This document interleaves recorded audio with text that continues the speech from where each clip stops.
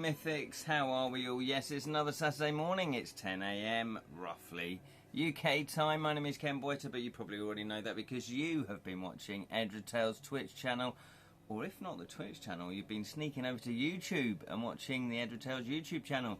If you haven't, you are missing out potentially, because all these live streams do get exported over to the YouTube Edra Tales channel, because Twitch has put a limit on how many hours you can actually store with them now, and I've reached the 100 hours already, so everything gets exported over. So if you do miss an episode of any of the live streams that I do, head on over to the Edra Tales YouTube channel, or I should say damn, that was going so smoothly then, wasn't it? I do also have another YouTube channel that was co-created with my friend Julian, The Bottled Imp. We have over 450 fantasy episodes, fantasy board game reviews, fantasy book reviews, and fantasy film reviews. So you can check them out. And that's where you'll find Grocklesnook as well. He is the imp of The Bottled Imp. Hopefully everybody's had a lovely, lovely week. If you are watching and you haven't hit the follow button, that would be very kind of you. I would appreciate that. Also, if you're over on YouTube channel, you could go and subscribe there as well, because it all helps with the algorithms, apparently. I've seen other Twitch users and YouTube users say that, so I thought I'd say it as well. Do what you want, though. Do what you want. How is everybody? I can't actually see anybody unless they comment. So I can't actually give you a good morning, personalised good morning, unless you do comment. So if you are watching and you do want for me to say hello, then please say hello. This is the show where we talk about creativity. We talk about your fantasy projects, we talk about my fantasy projects, and we ramble off sometimes onto other subjects.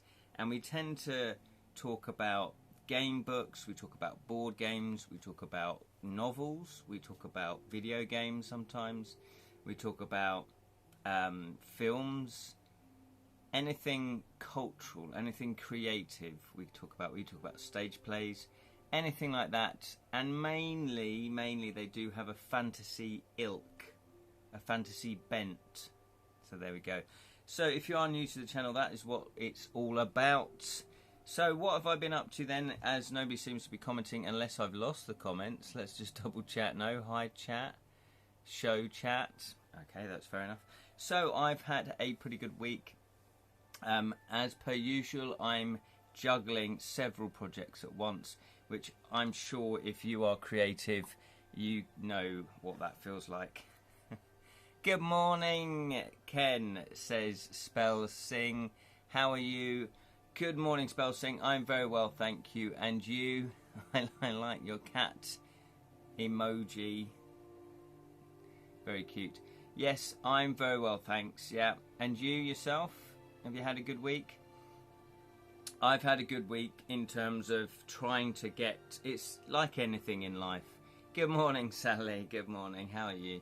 Like anything in life, it's trying to juggle real life with your creative life, which at times could be your real life. I think for all creative people, I don't know, this is just a guess, but surely you'd want to be doing your creative stuff full time and earning money from your creative stuff. That's kind of how I feel. That's what I've been trying to do for the last 5 or 6 years at least, maybe even longer, 10 years. And I've got another part-time job, because you do need to pay the bills. You need to have something where the bills can get paid. And so you do, you might need another job. And therefore, obviously, that is a sort of catch-22, because that then eats into the amount of time that you actually can do your creative stuff, and that's the creative stuff that you're trying to build up to then become full-time at. So it is a little bit of a catch-22. Spell Singer's put it all good in the Spell Singer house. That's great, the Spell Singer house. No better way to start a Saturday morning than some Edra Tales. Oh, that's very kind of you, Spell Singer. I appreciate that. Good. It's good to hear that everything's well, because obviously life gets in the way. There's other things that happen. People have responsibilities for loved ones themselves. Then you've got illness, you've got work, you've got other commitments, friends, family, that can all get in the way of being creative. And I say that in the kindest possible way. When I say getting in the way of, that's very naughty of me. What I mean is you have to work out how to balance it, because obviously, I do think people are much happier when they've got a more rounded life. I certainly feel like that. Sally and I play squash normally on a Friday morning, and I woke up on Friday morning feeling a little bit meh, a little bit like, why am I doing all this effort? Or not necessarily that, but just like, I've got so much to do, I've got all my creative stuff to do, I've got projects on the go, half finished, all of that. And I went to play squash with Sally, and it just instantly raised my spirits. It sort of snapped me out of that. It made me forget that for 45 minutes, an hour, and so it just put me in a better mood for the rest of the day. So thank you, Sally. So that was partly playing squash, because exercise can do that, but also, it's partly seeing Sally. Lee Rin is here. Good morning, or good evening, I should say. Yes, to Lee Rin. Saw the final Tom Cruise Mission Impossible today, says Lee Rin.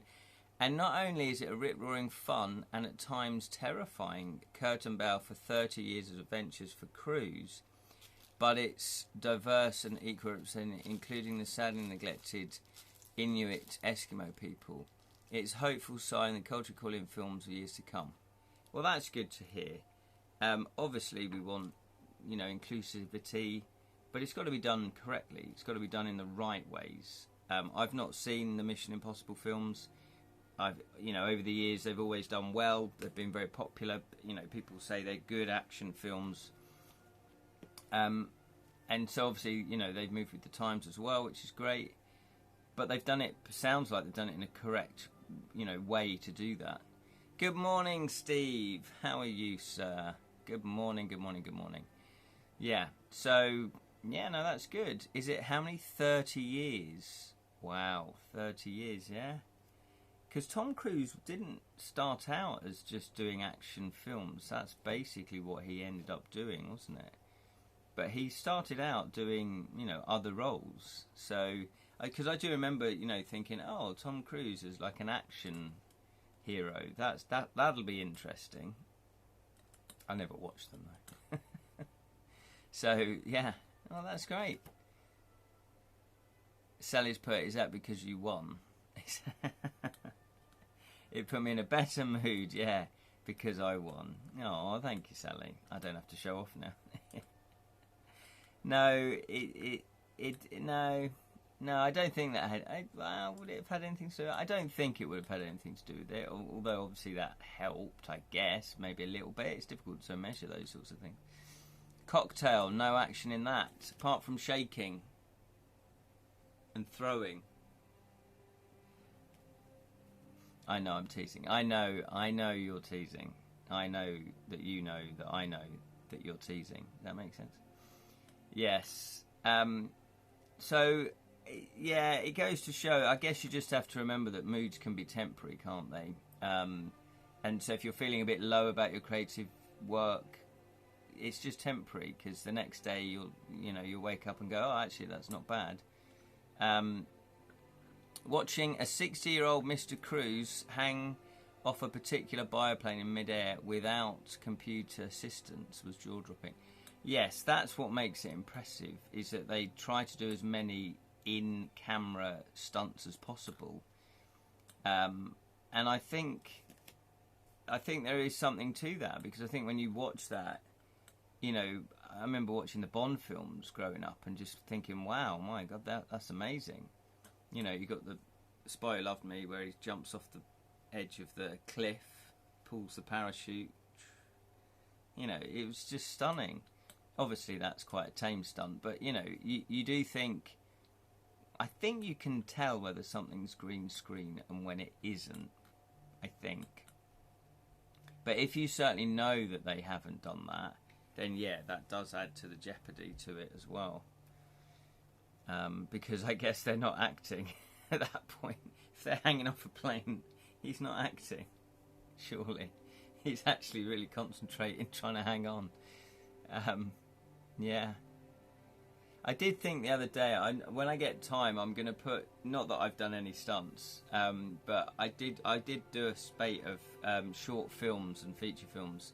So I need to put them together, put them out onto social media, just for posterity, really.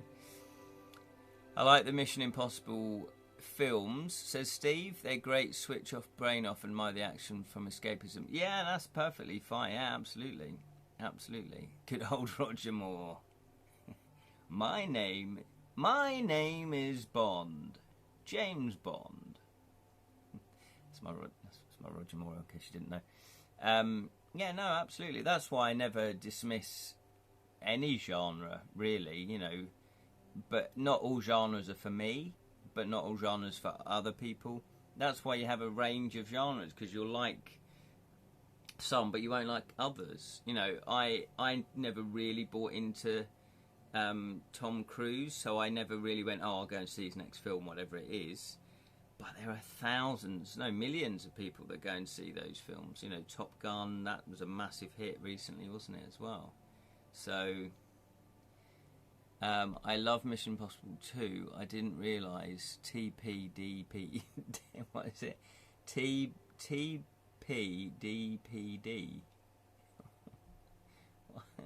Don't know what that means. Though was not so cool with Mr. Connery's Never Say Never Again when the poor real horse plummeted off a cliff with his stuntman. Oh, times like that. I do not object to CGI stunts. Oh, okay. I forgot about that one. I did see that film, obviously. Yeah. Yes, you've got to be humane about stuff. We've got to treat animals well. Yeah, like, what was it, Game of Thrones? And they did, you know, they do those big battles. I think that's fine for that sort of thing. It was a typo. It's like Sir Roger is in the room. I know. Yeah. I know. I think I worked out I could do all the James Bonds. Saying my name's Bond, James Bond. Let's give it a go then. So, in order, just so you know, you can work out who they are. Let's see. The name's Bond, James Bond. Although in Doctor No, there's a massive gap between him saying Bond, James Bond. It's a huge gap, because I think he lights his cigarette in between. Can't remember the precise details, but I remember watching it again, you know, I've seen it quite a few times, and going, wow, that's a really long pause. The name's Bond, James Bond. And then, Bond, James Bond.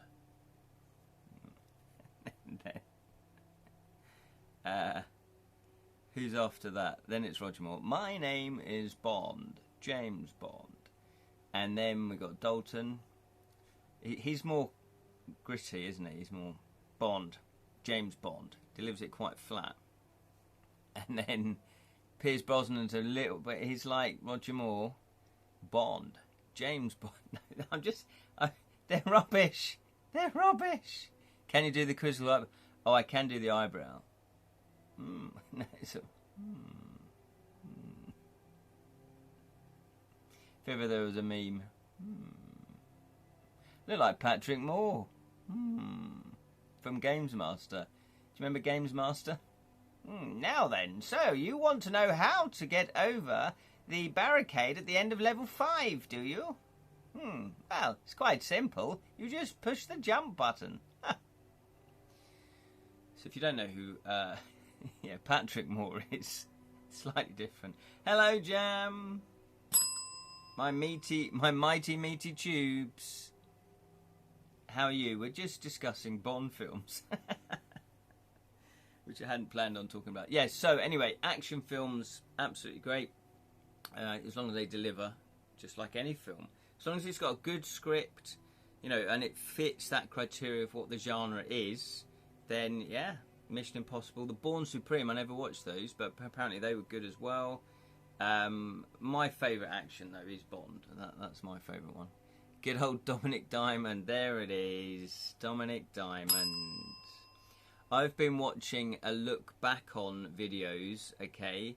There's a YouTube channel called Rose Tinted Spectrum he does a funny look back on each of the episodes of Games Master. He does other TV programs as well, but he also used to review, I don't think he really does them anymore, he's done loads of reviews of ZX Spectrum games. So if you're into ZX Spectrum games and a few other consoles as well, but it's all sort of retro stuff. Rose Tinted Spectrum is the YouTube channel, but he started looking at TV as well. Very funny. I recommend it. Yes, he is hilarious. Oh, do you know? Oh, you watch him already? Yeah, brilliant, brilliant. He's just done the Games Master special, which was a gore and boobs special that they put out at midnight back in the day, because normally Games Master was a kids show, so it all went a bit 18. He said it wasn't very good, you know. Anyway, let's move on. So, what have I been up to? Well, good news for those waiting for me to finish my Devilish Dilemmas game book, To Kill a Thief. I am back in the saddle, so to speak. I have my cutting implements, and we have been doing more lino cuts. I've done 3 more, so I did 3 this week. I had hoped to do more, but I got sidetracked doing other things, unfortunately. Shall I show you another image? You're getting all the teasers or whatever it is, the previews. Made this cup of tea about an hour ago.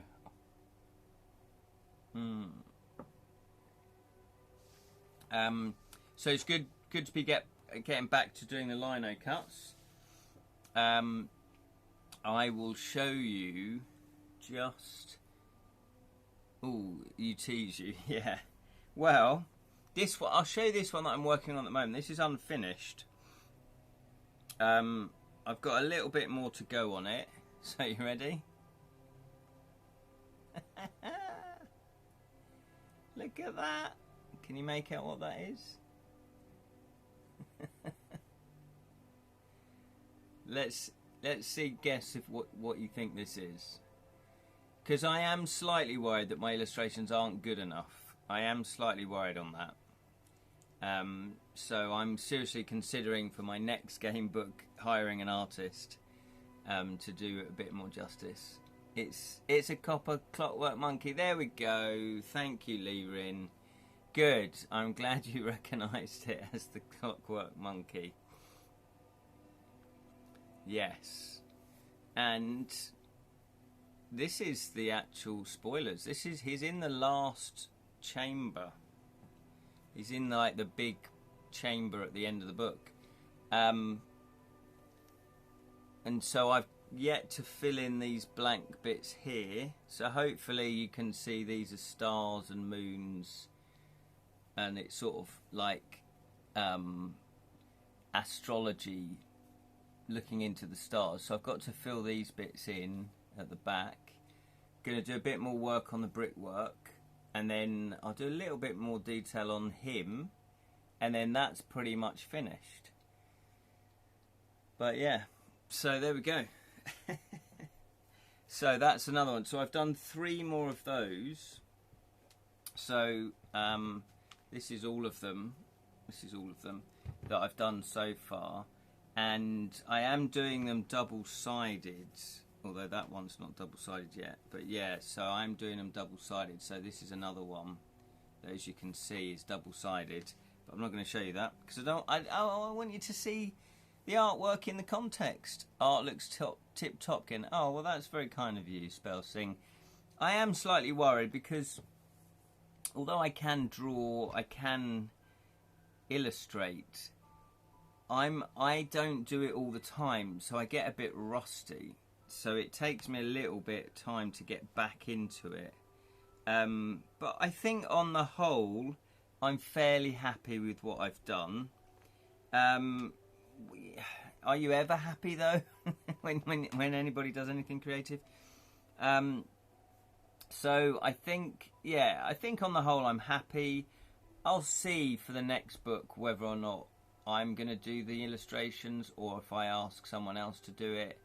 Obviously, that adds more cost to the Kickstarter, but if the artwork is better than mine, which it probably will be, then that might reflect in the backers. More people might back the project. So I don't know how you feel about stuff like that, Jam. The art presumably does make a big difference to how many backers you get. Would you say that? This was another one. I've showed you this one before. This is like the lone shepherd's hut. Shepherd's pie. Shepherd's hut on the hill, which, I'm very pleased with that one. I've shown you this one as well. I like this one. So I think overall I'm pretty happy. Definitely, especially to fans of the artist. Yeah, that's true. That's true. Well, I think I'm not sure I'd go down using traditional fighting fantasy artists. However, because of my board games, I'm building up more connections to artists. So, for example, the artist, he goes by the name Blue, but that's not his real name, but he did Guildlands, which is coming out at Gen Con. Just plug that. That's our next game. Kedrick Winks and myself, that's our next game. Being published by Outset Media and Cheatwell Games. So, yeah, he's a good artist. Also, the guy that did The Crooked Crown, our previous game, the Goblin game artwork, he's really cool. I met him at UK Games for the first time, even though we'd emailed and stuff like that, but I actually met him at the UK Games, which was great. And so, he's in my mind now to ask if he'd like to do some illustrations for my game book. Sneaks up behind. Hey, it's Martha. It is Martha. She has snuck up behind me. Boo. Hello there, Martha. Hope you are well. Or getting better, because I know you've been a bit poorly recently.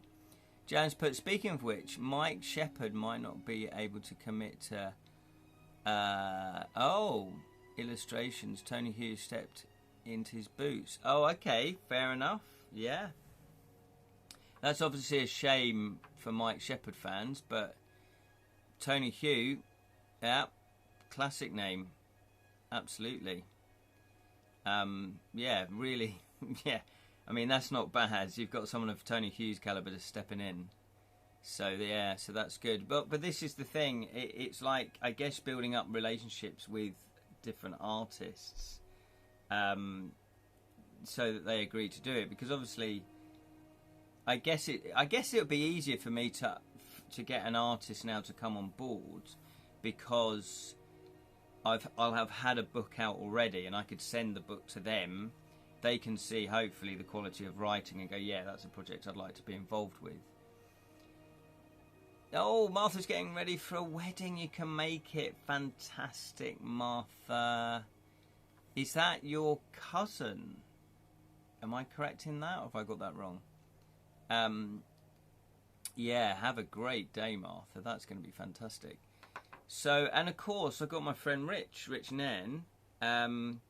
Although I do know that he is very busy and he sort of stopped taking commissions. So, in a way, I'm not sure where we are with the Story Spark cards, to be honest. We might do some more, we might not. I might put the 2 cards already that we've got into a book and produce them as book form. But I'm not sure yet because Rich, he's just been very busy. So, it's been tricky. That's why I didn't ask him to do the illustrations for To Kill a Thief, because he would have been my first choice for that. So who knows? I'll have to see on the next one. But we're concentrating on get this one out, aren't we?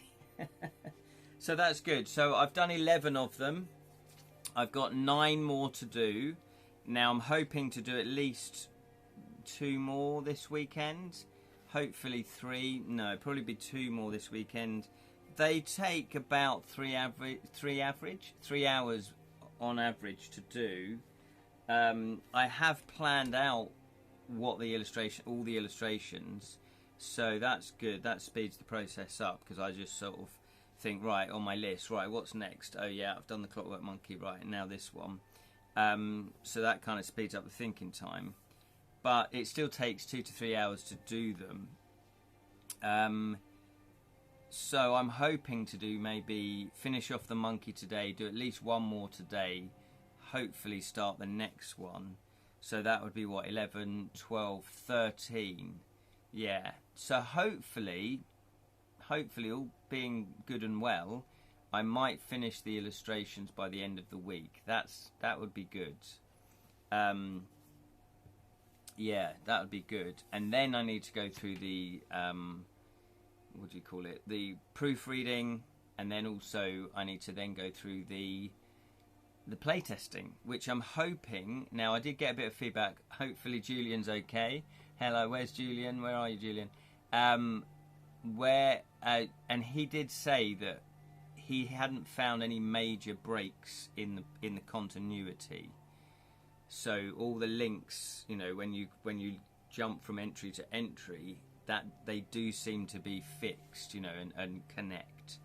So that was my main issue, is have I led you down the wrong entry?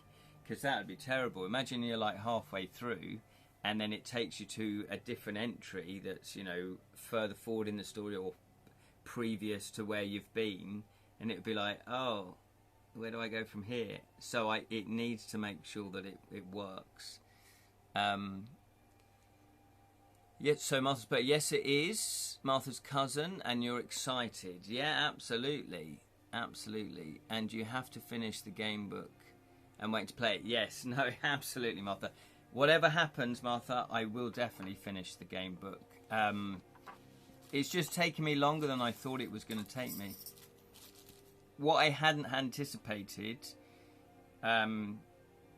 was me having to get... Oh, I've got the hiccups now. Oh, no.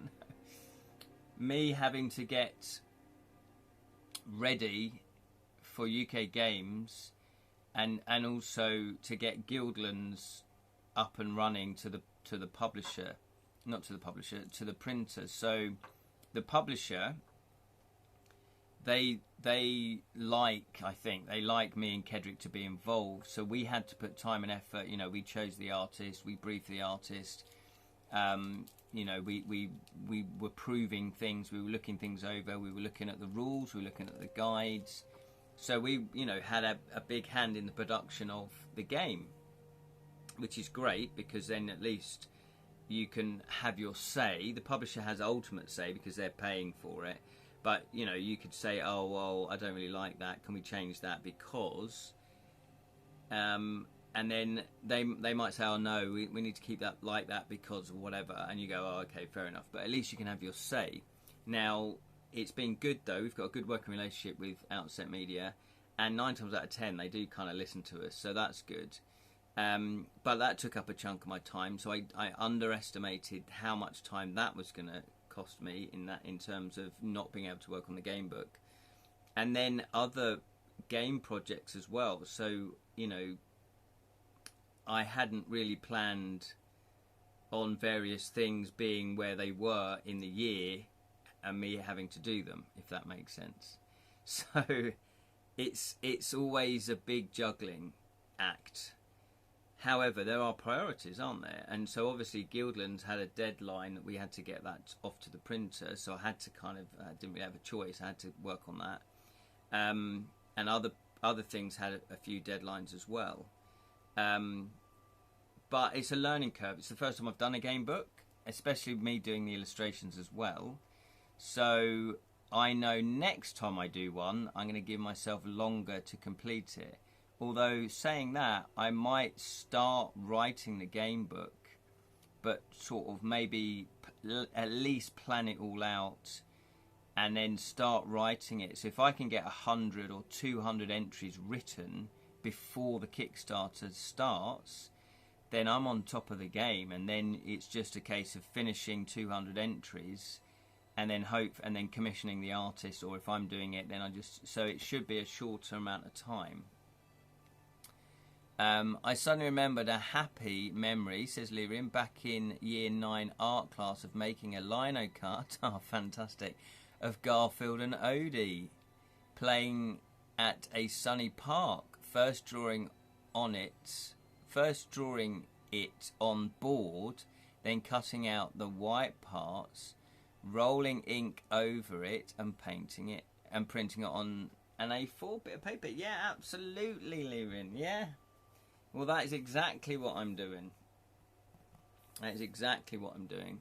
So I'm going to be. I do have access to the roller, you know, to rollers, and I'm going to buy my own ink. But I have access to a press. So I'm going to buy my paper. I'm going to do really, really nice paper, and then I can scan that in, and then put that in the book. And then I thought I could do different prints, you know, different print runs. So I might do 20, you know, limited edition, and just do 20 prints of each, and then that's it. Once that's gone, that's gone. Might do it like that. But yeah, no, that's great. Well, it is very, and what a great topic to use, Garfield and Odie. Is that how you pronounce his name? I never did know how to pronounce his name. Odie. And yeah, I find it very therapeutic as well, because you're just sitting there carving away. So it's cool. Yeah. But it does take time, which is fair enough. But I guess if I was to draw that, it probably would take me 2 or 3 hours to draw it anyway. Because what I might do is next year not do the lino cuts, but I might illustrate it myself by pen and ink. Because I think I'm best doing pen and ink. So I'll probably do that. I did this one on Photoshop. So I basically did it in layers. So I did the river separate. This is all separate. The walls are separate. This has got more detail on it, but there's all walls and brickwork, and all this brickwork, that's separate. That creature coming out is separate. This is separate. So I kind of built it up. And I learned actually a lot from Rich, looking at how Rich Nairn does when he was doing the Story Spark cards.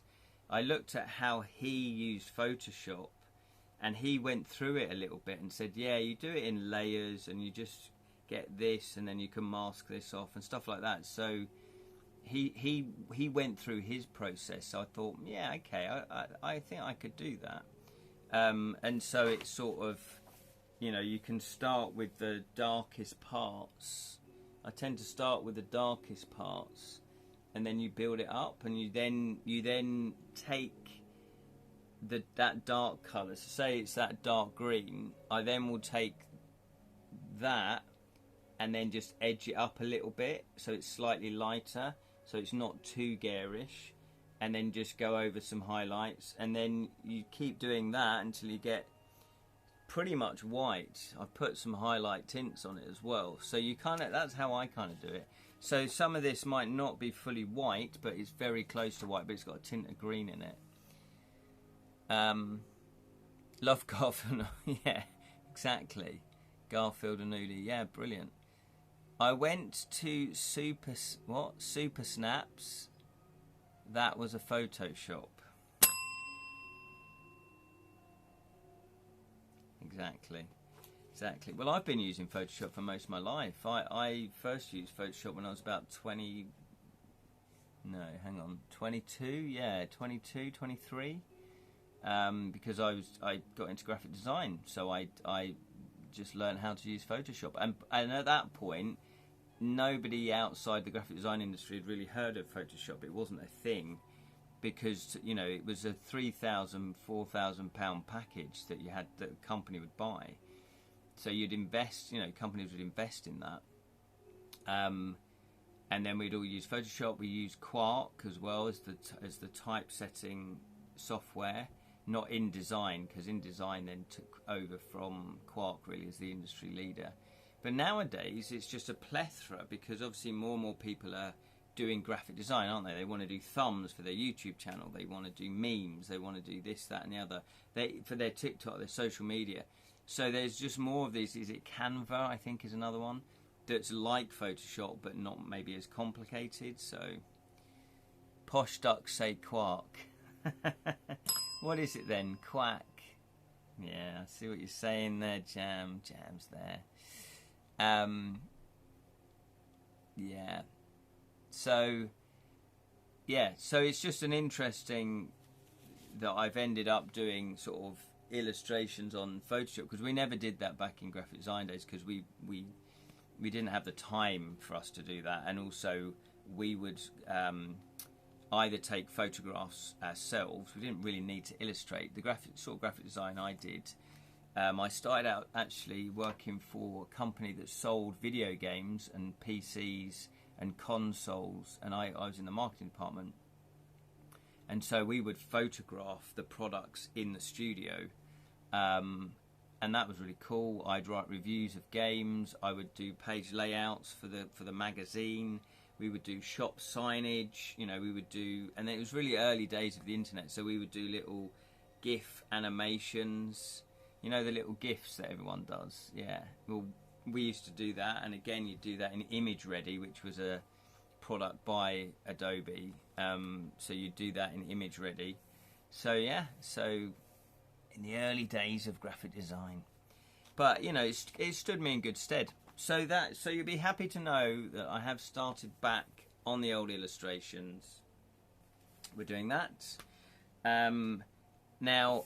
Devilish Deaths, my board game, which has got to a point where I'm not really working on it anymore, because I've just sent it out for to pitch it to publishers, and I emailed or submitted online to 8 publishers, one of which has got back to me. So it's been a week now since I sent out the emails.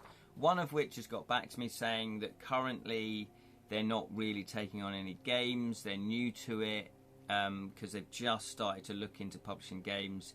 But I feel like that it was too ambitious a game, because if you're just starting to publish games, I think the last thing you want is too big a game. So this is going to be like Guildlands. It's going to be like a £30-40 box, maybe £50 box, and I just think it was too much for them. I might be wrong. They might not have liked the game.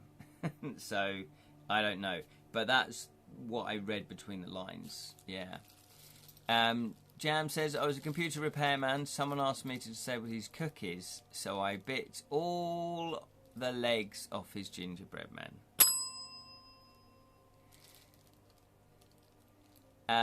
Levin's put here, Clip Studio Paint is much more accessible and easier to use, access to Photoshop.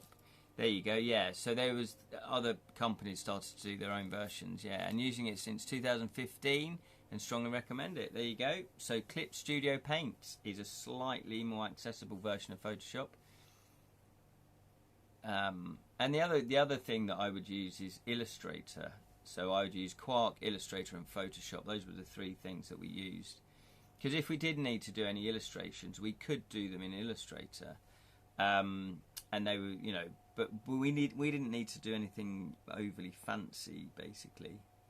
And also logos. Do a lot of design of logos in Illustrator. So there we go. So that's the latest with Devilish Deaths. It's now on Tabletop Simulator. So you know, it's there. So if a company is interested, then I can say, well, do you want to see it on Tabletop Simulator, or I can send you a demo copy. You know, we'll see what's going on. What else? Oh, and the other thing is, because it feels like I'm in a little bit of a lull, because Guildlands is being launched at Gen Con. Have I mentioned that? Have I mentioned we're going over to America? Yeah, Outset Media and Cheatwell Games, I cannot fault them. They have been the perfect publisher. They really have. Kedrick has had about 4 games now that they've published that he's just designed, and then 2 that he's co-designed with me, the Cookie Crown and Guildlands. And all through the process, you know, we've been very happy. And for them to fly, and they flew Kedrick to Origins last week to do the Origins show because they've got Guildlands isn't out yet, but Kedrick's got like 4 or 5 games with them, so it's like he can demo a lot of different games. And I think if you're really into your gaming, to actually play the game with the designer is a little bit special, isn't it? I remember doing that. I've done that where I've demoed a game and they go, "Oh, you're the designer. Oh, that's really cool." And I found, I've been impressed. It's cool. So they're flying us out to Gen Con. So I do feel like I'm slightly between projects. Because there's other things that I've been working on that have come to sort of like a natural pause. So another one is the Wonky Wand, which is the hopefully the next in the line of the Crooked Crown. Now we do need to pitch that to Cheatwell and Outset Media. My Devilish Deaths is ready to be pitched, so I'm pitching that, so I'm not working on that. What else? Guildlands is all done and dusted. So I'm kind of in a lull, apart from obviously my game book, which is good, because I can concentrate on the game book now, like pretty much 100%. However, I don't know if you find this. If you're creative, there's other projects going, "Hello, start me." I mean, Martha will know about this. Start me. And I'm like, "No, I'm doing the illustrations. No, get back off.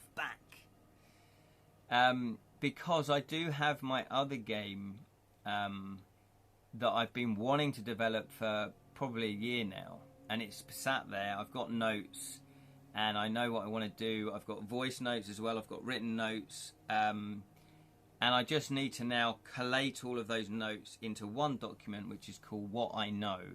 It's the What I Know About This Game document.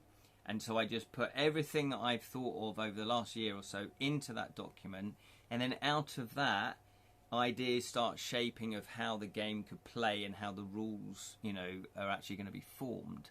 And then once I get a rough bit of rules going, and then I tidy up the rules, then I might leave it for a couple of days and then go back to it. Then I'll make a prototype, like a really rough prototype, pretty much just pencil and paper.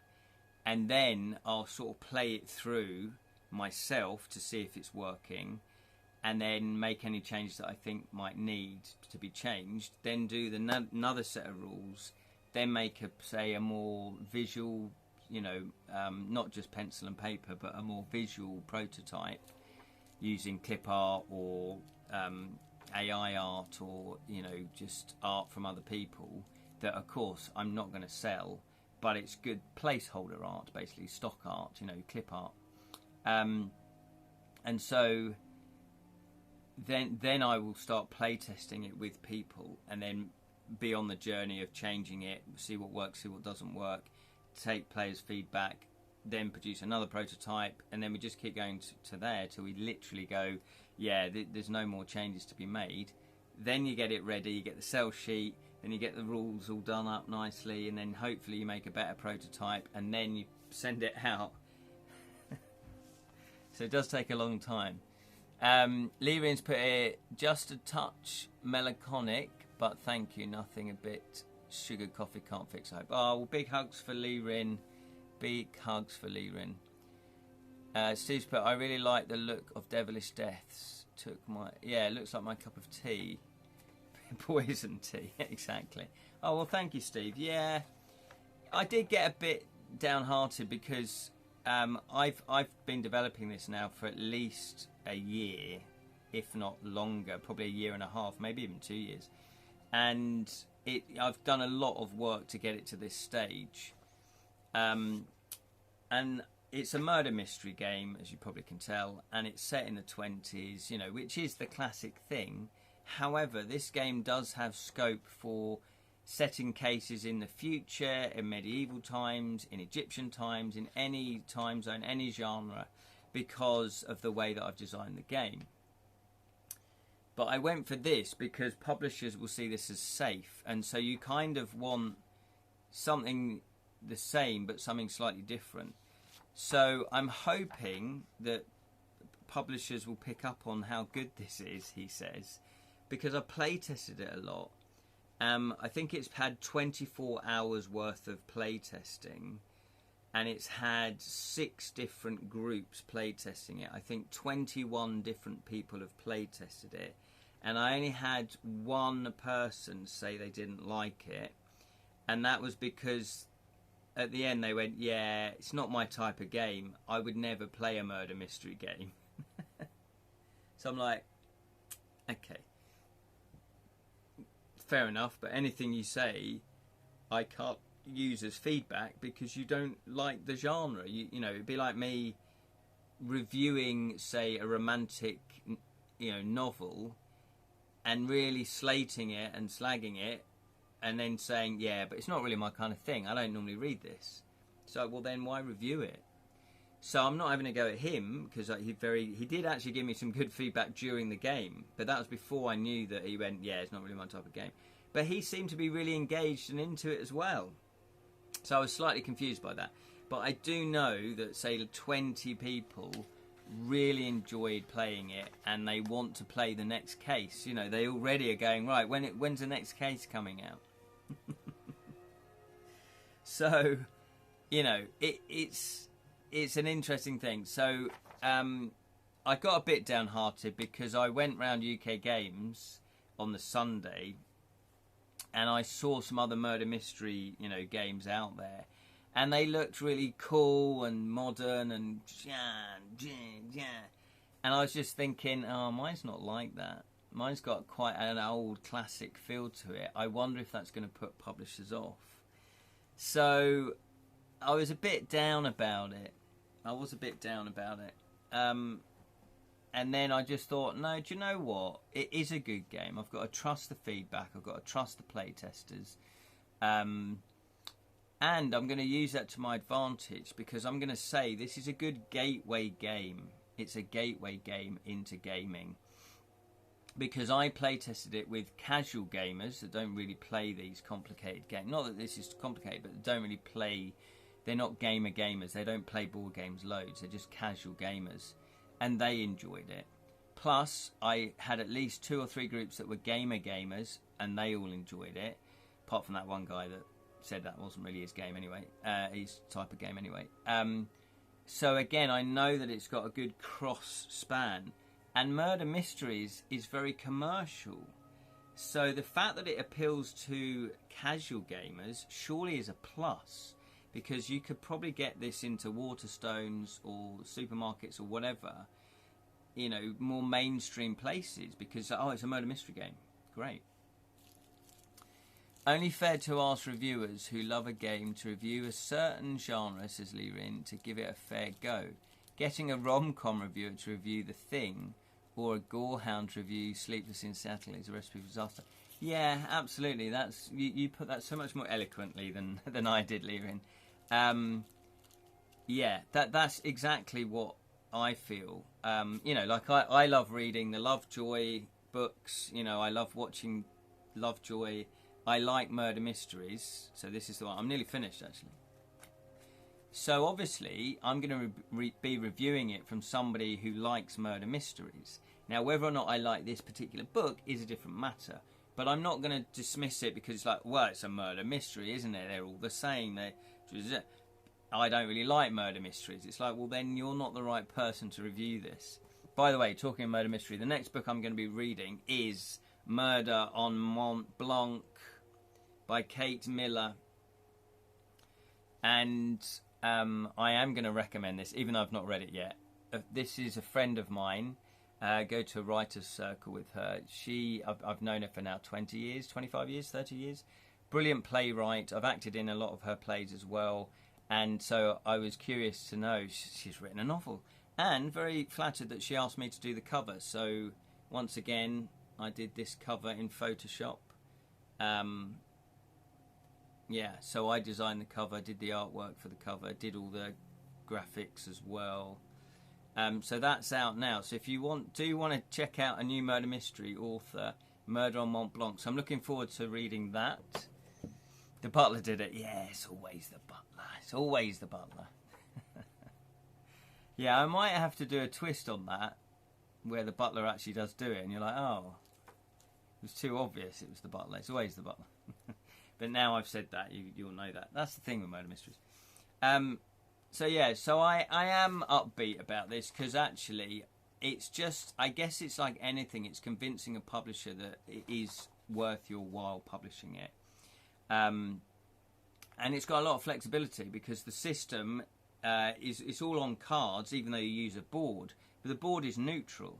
So you can release a whole range of medieval mysteries. You know, I could be writing medieval mysteries that, you know, you could have a whole range. So you could have the medieval murder mysteries. You could have the 1920s range of murder mysteries. You could have spaceship murder mysteries, you know, sci-fi murder mysteries, fantasy murder mysteries. You know, you could do different genres. You could have the Egyptian line. And of course, what you do is you buy the base box and then you buy the expansions to go over to the boards. So it's, even though, yes, each case is one shot, but the next case that you buy will be just the cards. So you don't need to buy the base box again. So yes, you might have to spend 30, 40, maybe £50. I don't really know, you know, the production cost, but on the base box. But you're going to get at least 2, maybe 3 cases of that. They each take 3 hours to play. 3, 6, 9.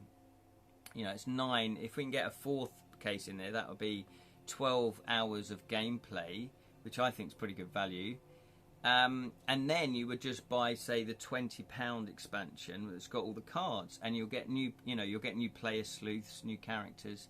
So I see a lot of future in the game as well, a lot of legs, as they say.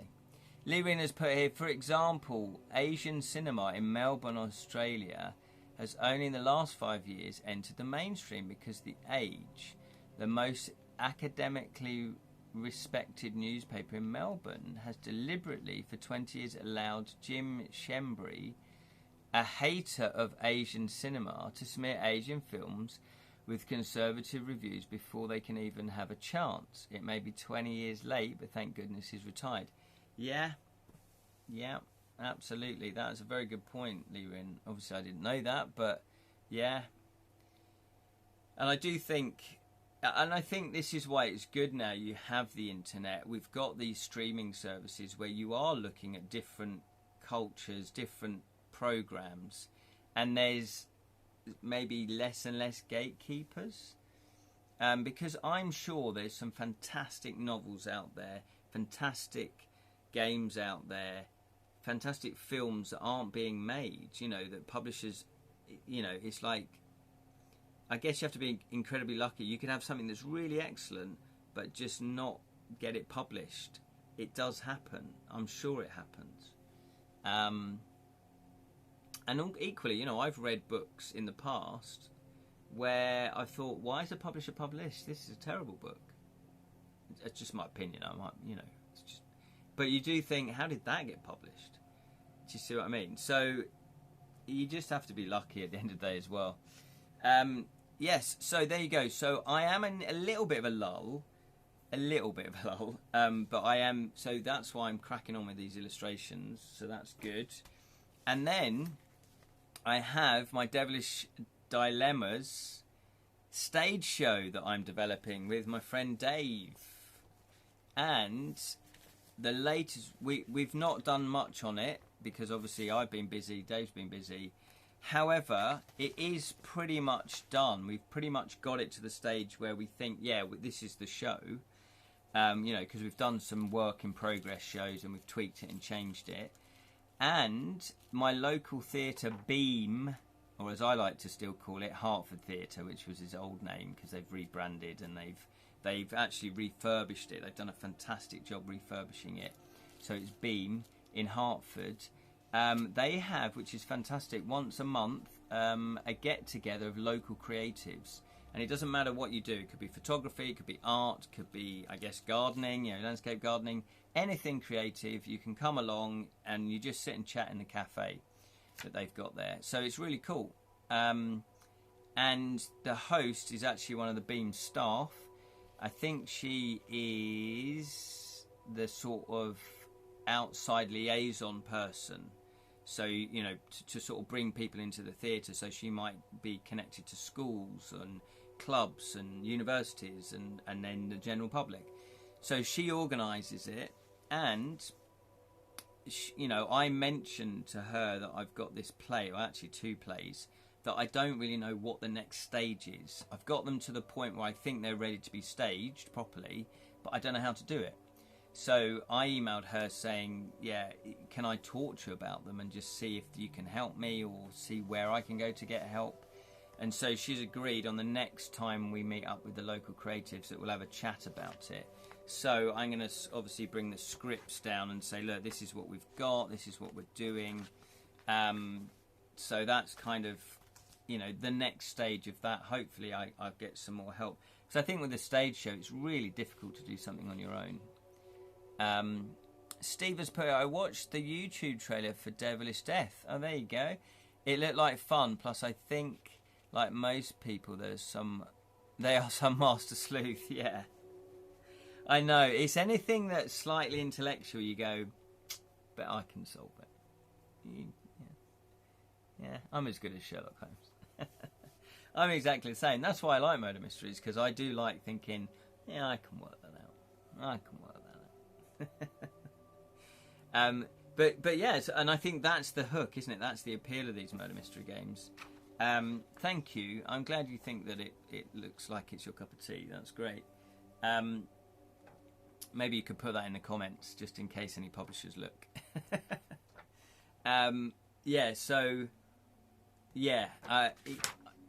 What's really pleasurable is when I was playtesting this. Obviously, I couldn't playtest it because I knew all the answers. So there's no point in me playing it because I kind of. So it was just really hard for me because I knew the answer. When they were going, yeah, but wasn't the Colonel seen with? Yeah, but he could be. And they're obviously discussing their theories because it's a cooperative game. And I had to do that to not give anything away, because it's like, you know, either you're completely off the, you know, you've missed the mark completely, or you're like, oh, you're getting really close to you know, solving it. But also, you have to do the 3 things, don't you? Who, why, and how. And, you know, I think there's only one group that actually got all 3 correct. So again, writing these murder mysteries and putting them into a game, it's like, is it too complex? Is it too easy? You know, there's that balance there. And I think I've got it right for this one. Always loved playing Professor Plum in Cluedo as a boy because the glasses makes you feel smart. Yeah, absolutely. You take them off. So, let me tell you a thing or two about murder. Yeah, absolutely. Professor Plum with the candlestick in the library. Yeah, so that's cool. So that's the next stage for the Devilish Dilemma. Dragon Napped is the first adventure. Dragon Napped stage show. And also my other stage show, Dreading the Boards for Christmas. I'll talk to her about that as well. Because the great thing about the Hertford Theatre, or Beam as it's now called, is in the revamp they did a fantastic job. They put a lot of money into it. They've done a fantastic job. We've now got 3 cinema screens, you know, like nice little seater, you know, like 60 seaters. In fact, Sally and I are going to the cinema tonight. We're going to go there. And also, they have got the main stage, which is what they always had, but also they've got a small theatre, stage 2, which again seats about 60 people. So that's like your fringe stage. And for me, I wrote these plays, both plays, with fringe venues in mind, because it's like, I can't raise money. I haven't got any money to put on lavish shows that's got a cast of 60 people that, you know, it takes a lot of money. So the Devilish Dilemmas is a 2-hander. It's me and Dave. And then the Dreading the Boards for Christmas, which is about my experience at a Christmas show where I played an elf. Oh, we had so much fun. It's a 3-hander. So again, very minimal stage is required. So I'm hoping to get both of them on that stage, because I feel like that would be the perfect launch of that. And then maybe we could do a little tour of theatres. I don't know. I don't know. Reverend Green with the lead piping in the bathroom. Always. Always. Just pick that every time. At one time, you're bound to be right. Lyrians, but always love the candlestick the most. I know. I don't know why. It's always the one that comes to my mind. It's the most gothic of murder weapons. Yes. Look at the time, Ken. Oh, Martha, you're absolutely right. It's been an hour. Thank you, Martha. Yes, it is 11 o'clock. So thank you very much. Well, I do appreciate, once again, Ramblings of a Storyteller. It's really cool. I really like our little chats. Because, I don't know, it's just nice to chat about stuff that other people are interested in. Well, hopefully you're interested in some of my stuff. But just in general, you know, chatting about culture, chatting about genres, fantasy. And don't forget, next live stream is Portal of Chaos. It's You Decide. It's part 3. Part 3. This Wednesday, 7 p.m. UK time. We're making good progress, actually, in this one, I feel. This is a sci-fi one where we play a cyber. You choose how the story unfolds. Can you survive the deadliest mission and discover what lies beyond the portal? Every decision is yours in this epic interactive space adventure. It's by Simon Tudhope, illustrated by Tom Knight. So there we go. So thank you so much. I do appreciate it. And as I say, if you are into game books and you'd like to see this game book playthrough, part 3 is this Wednesday, 7 p.m. UK time. If you've missed parts 1 and 2, don't worry. They're over on the Edra Tales YouTube channel. So there we are. Thank you so much. I really appreciate it. Thank you, Martha. Thank you, Lirin. Thank you, Spellsing. Thank you, Steve. Thank you, Jam. Thank you, Sally. Thank you. Who else has commented? I think that's everyone that commented. Thank you to anyone else that's watching, lurking in the background. I really appreciate it. Obviously, you don't have to comment. I just won't be able to say your name. But that's fine. Maybe that's what you want. Bit of anonymity. Thank you, Gokul Snook. He's just said that's not how you pronounce it. It's not how you pronounce it. Yes, thank you so much. I appreciate it. I am now going to be cracking on with my Clockwork Monkey. I put this on here. It looks like he's wearing a sweatband from the 80s. It's like he's some sort of tennis. Clockwork Monkey tennis player. Thank you, Jam. I forgot Jam. Thank you, Jam. See you all soon, my swashbuckling, sizzling sausages. Yes, thank you so much. Until the next time, may your thieving never get caught. Take care, guys. And girls, obviously.